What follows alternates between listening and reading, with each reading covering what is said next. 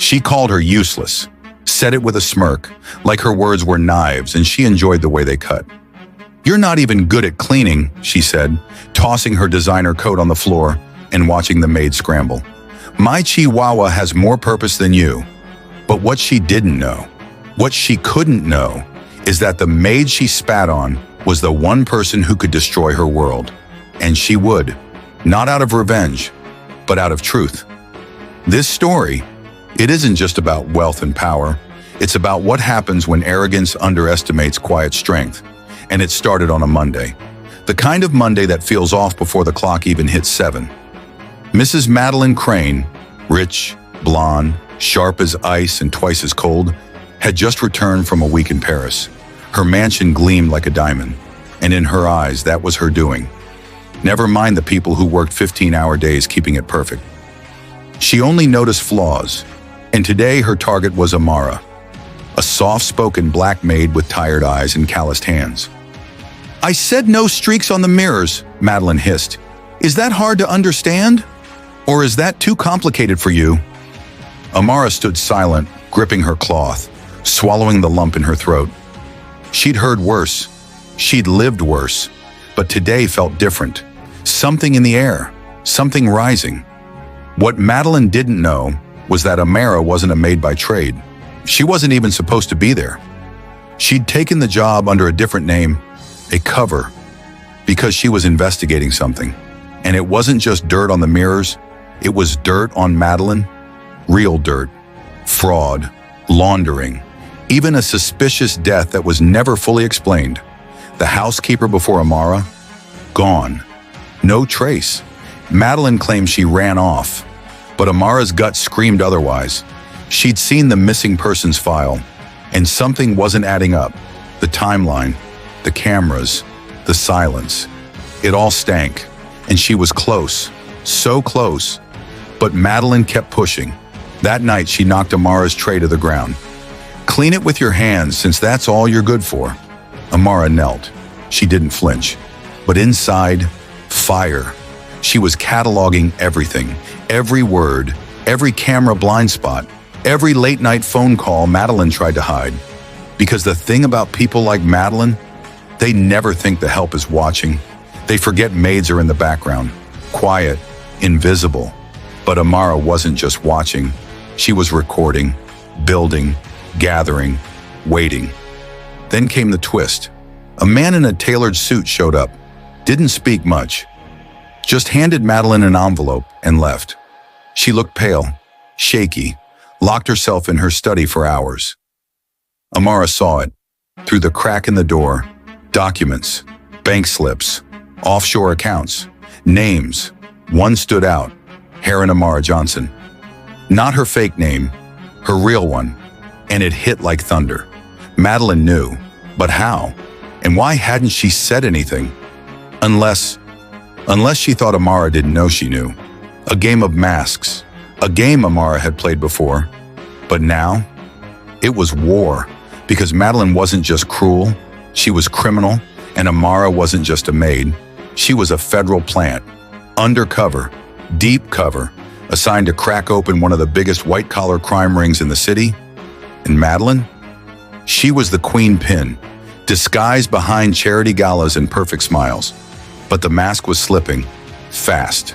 Then the security system glitched for 30 seconds, long enough for someone to sneak into the vault room. When it came back online, nothing seemed missing, but Amara knew better. She checked the flash drive in her sock. Still there, full of evidence, enough to bury Madeline 10 feet under federal court.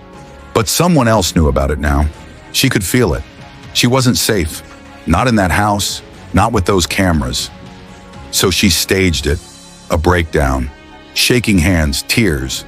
"I need to leave," she told Madeline. "I can't take this anymore." Madeline just sneered. Of course, weak people always run. But when Amara walked out that door, she wasn't retreating, she was baiting. Because 2 hours later, her hotel room was broken into, ransacked, but the drive wasn't there. It was never there. Because the real one was hidden where Madeline would never look, her own daughter's teddy bear. A bear Amara had cleaned every week, A bear that had seen more secrets than Madeline ever imagined. The next day, police raided Madeline's mansion. She screamed, cursed, denied. But Amara? She stood outside, watching, recording, quiet no more. "Who the hell are you?" Madeline shrieked as they cuffed her, and Amara stepped forward, calm, dead in the eye. "Your boss." The look on Madeline's face? Priceless. Because the truth was, the agency funding Amara's investigation had bought the mortgage. Owned the house, owned her.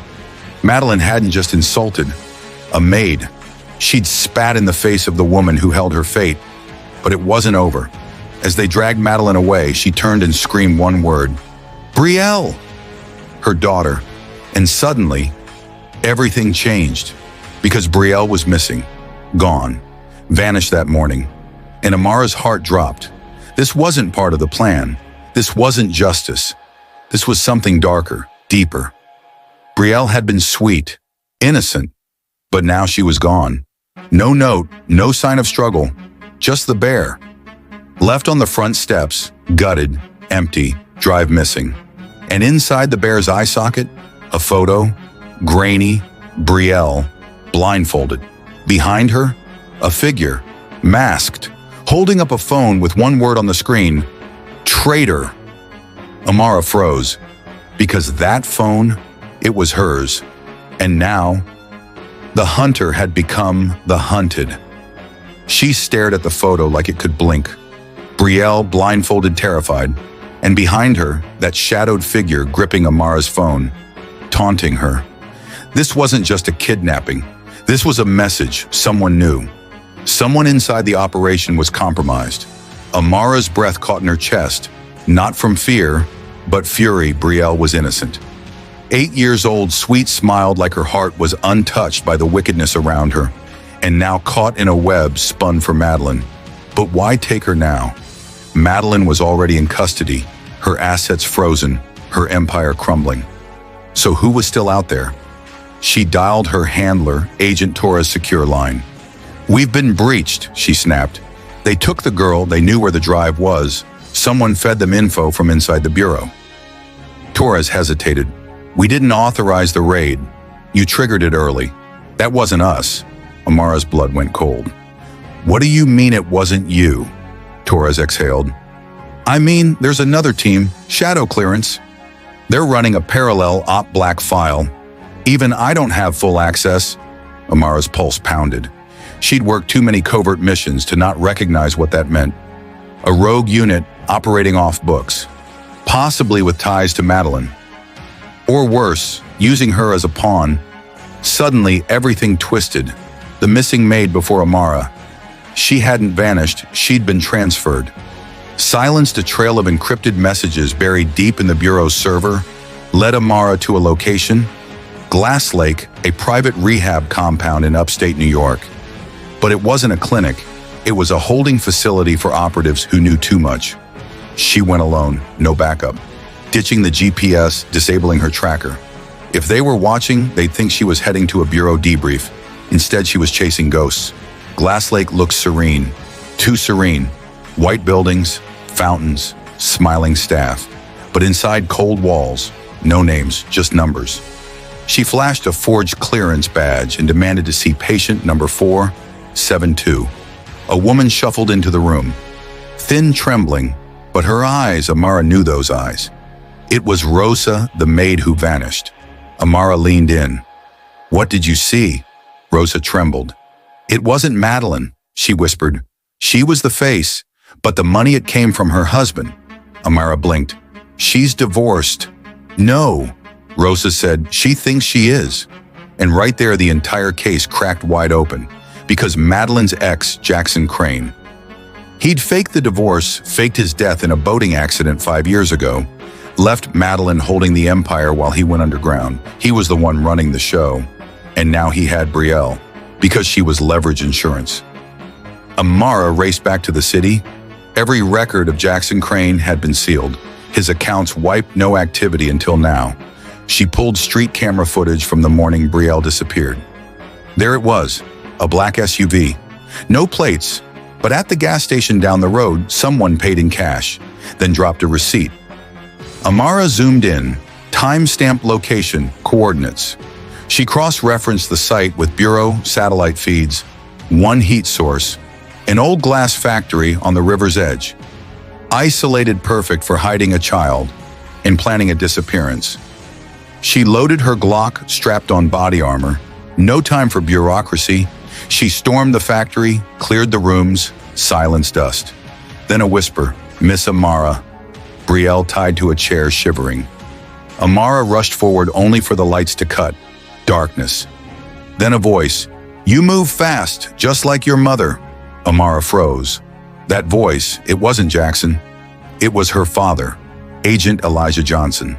Decorated bureau legend, thought to be killed in action over a decade ago. She spun around her flashlight, catching a gaunt face. Older, hardened, but unmistakable. "Dad," he nodded slowly. "You faked your death." "I had to," he said, "because I uncovered the truth, and truth like that gets men killed." Amara's mind reeled. "You've been working with Jackson." "No," her father said coldly. "I've been working against him, but to bring him down I had to disappear, and I had to let the Bureau think I was dead." "Why take Brielle?" "She wasn't supposed to be taken," he snapped. "I told them to watch her, not snatch her. Someone else jumped the chain, used my operation, twisted it." Amara moved toward the chair, untied Brielle. The little girl sobbed into her shoulder. "You're safe now," Amara whispered, but inside her gut twisted. Because if her father was here working this deep, then the corruption didn't stop at Madeline or Jackson. It went deeper, and someone wanted them all buried. They exited the factory, and just as Amara placed Brielle in the back of the car, gunshots. Glass shattered, her father dove. Someone was watching. Someone wanted her dead. Amara peeled out tires, screeching. Her father, hit in the arm, bled beside her. "You need to end this," he whispered, "before they erase everyone." "Who?" Amara shouted. He looked at her, blood on his lips. The Bureau, Amara's mind, raced her own agency. Compromised, but it made sense. The unexplained funds, the fake raid, the shadow ops, it was all part of the same machine. Brielle clutched her teddy bear. "They said you were the bad guys," she whimpered. "No." Amara said, her voice low. "We're the ones they're afraid of." She called Torres. "This goes all the way up." She said, "I'm pulling every file, every recording, I'm leaking it to the press, the Justice Department, hell, even TikTok." Torres didn't respond for a beat, then quietly said, "Be careful who you trust, Amara. Not even I know who's clean anymore." She hung up. 3 days later, a hard drive arrived at Amara's motel. No sender, no note, inside footage. Secret meetings, documents, conversations. Madeline Jackson, Torres. And Amara's name tagged on a list titled Assets to Eliminate. That's when she realized she was never undercover. She was bait, the whole time used to expose the last loose ends, the last pieces of the puzzle. Now she was expendable, and they were coming, but she wasn't running. She had one mission left: expose them all, save the girl, clear her name, and bring down the system that dared to play God. The only question was, would she live long enough to do it? Amara didn't sleep for 48 hours. Her mind raced like a burning engine powered by betrayal. Every word from Torres echoed in her skull. Be careful who you trust. But trust had already been shattered. The hard drive sat in her hand like a loaded weapon. Footage linking Torres, Madeline Jackson, even unnamed higher-ups, all circling like vultures around one name, hers. She was their pawn, their distraction, their sacrifice. But they underestimated her, and that mistake was going to cost them everything. She uploaded the drive to 6 secure clouds, created kill switches, sent encrypted links to every major news outlet in the country. But she didn't hit send. Not yet. First, she needed one thing: a confession, and for that, she had to draw them out. She went public in the most dangerous way possible. Live stream, face visible, voice unshaken. She looked straight into the camera and said, "My name is Amara Johnson. I was an undercover agent working for a system that lied to me, used me, betrayed me. They took a child to cover their tracks. They tried to erase me, but I'm still here and I have everything." That single stream sent shockwaves within 15 minutes. Every burner phone in her possession lit up, some with threats, others with begging, but one stood out. The voice was distorted, but she knew who it was. "Torres, you don't know what you're doing," he said. "This goes beyond me. Beyond you." She smiled coldly. "Then come say that to my face." She gave them a location, a rooftop downtown midnight. One way in, one way out, they came. 4 of them, Torres included, all dressed in black, armed faces hidden. But Amara was ready. She'd turned the cameras on long before they arrived. She'd set the mics, she'd wired the whole place. Every word they said, every movement was being recorded and streamed to the world. Torres stepped forward. Gun holstered, his face calm, like he still thought he had control. "You don't understand the pressure we're under," he said. "Sometimes we have to bend the rules to protect the country." Amara didn't blink. "You bent them until they snapped and innocent people died?" "Collateral," he said. "Necessary. You kidnapped a child." Amara said, "You turned an entire agency into a cartel with badges." "We maintained order," Torres hissed. "The world doesn't run on truth, it runs on leverage." And that's when it happened. One of the agents behind him shifted. Wrong move. Amara dropped smoke bomb. Flashbang. The scene exploded into chaos. When it cleared, Amara stood over Torres, gun aimed straight at his chest. The others were on the ground. Disarmed, red lights blinked everywhere. The press, drones, law enforcement watching in real time. "Say it," Amara demanded. "Say what you did." Torres sneered. "You'll never survive this." "I already have," she said. Then he whispered something low, something she never expected. "You were never the only one. We trained more of you sleeper agents. You think you exposed the machine? You just scratched the paint." But that was all she needed. She smiled and turned to the drone. "You heard that right," she said. "This is your government. This is what your taxes fund." Sirens screamed in the distance. Real law enforcement this time. Clean teams. She didn't wait for them to arrive. She handed over the footage, the evidence, the confession. The media took it like wildfire. Within hours, the story was global. Government agents indicted, Torres arrested publicly, dragged out in handcuffs. The Bureau dismantled its upper level. Commanders, replaced, whistleblowers came out of hiding. One by one, the pieces fell. Madeline sentenced to 25 years for fraud, kidnapping, obstruction. Jackson found in Belize, extradited, charged with crimes he thought he'd buried. And Rosa, the maid who vanished, she was released, given a new life. Protected Amara was offered reinstatement, a promotion, even medals. She refused. She didn't want applause, she wanted change. She took Brielle home to her grandmother, safe, alive, scarred but healing. "Will the bad people come back?" Brielle asked quietly. Amara knelt beside her. "Not while I'm here," she said softly. But the truth lingered. She knew there were more. Shadows always came back. But now they knew her name, and she wasn't hiding anymore. Amara started a foundation dedicated to whistleblowers, ex-agents, survivors of Black Ops exposure. Her story became legend not because of the bullets or betrayal, but because she fought the system without becoming it. She proved justice doesn't require a badge. It requires backbone.